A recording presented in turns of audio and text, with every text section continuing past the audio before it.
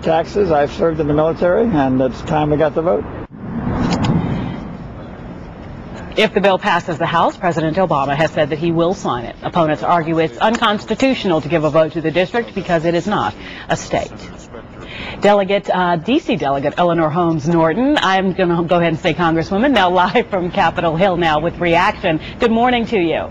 Good morning, and I want to second the emotion of those residents who said it's overdue, 212 years overdue. How about that long? Well, I got to ask this big, huge, broad question. How over the moon are you? What was the mood yesterday as we moved through the other hurdles that faces this bill? I wonder if we understand the significance of this.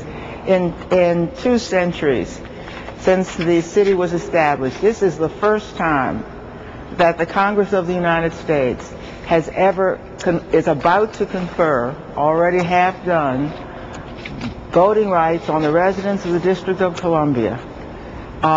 We've lived here without any vote. It's time to celebrate. Indeed, I began to celebrate yesterday by predicting that this bill will pass the House. The needed adjustments and changes will be made, and then it will pass the Congress.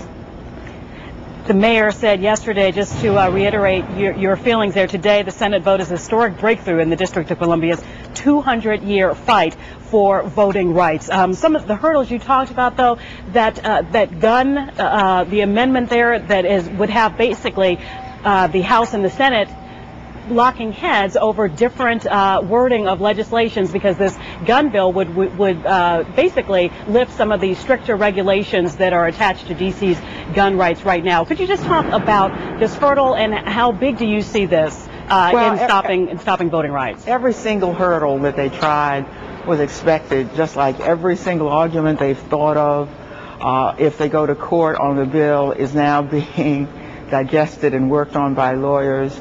And because we expected these hurdles, because we expected these very same anti-home rule amendments, we've already been at work on them. Nobody who has watched me in the Congress thinks I'm going to sit by and say, do anything to the district you want to do in order to get our voting rights bill passed.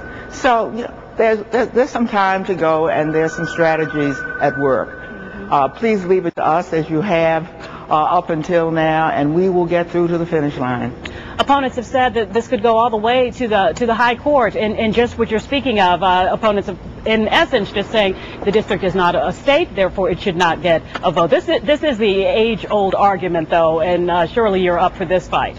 This one is really old because the Supreme Court has dealt with this one at least half a dozen times.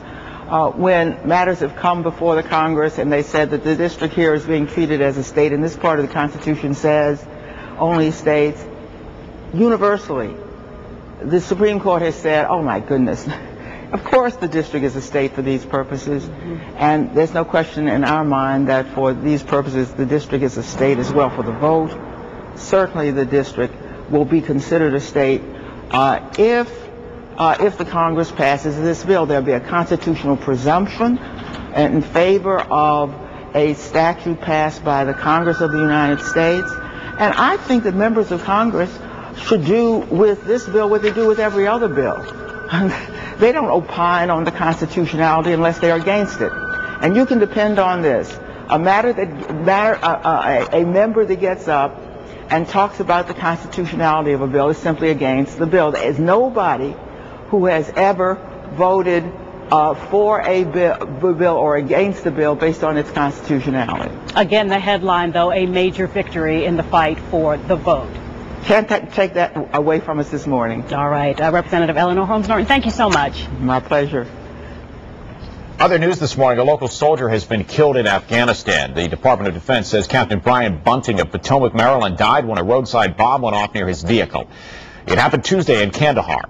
3 other U.S. soldiers were killed in that blast. Bunting was 29 years old. That grim news comes as President Obama is set to make a major announcement about our military involvement in the Middle East. Mr. Obama has told lawmakers he plans to pull a large number of the 100,000 combat troops out of Iraq by August of 2010.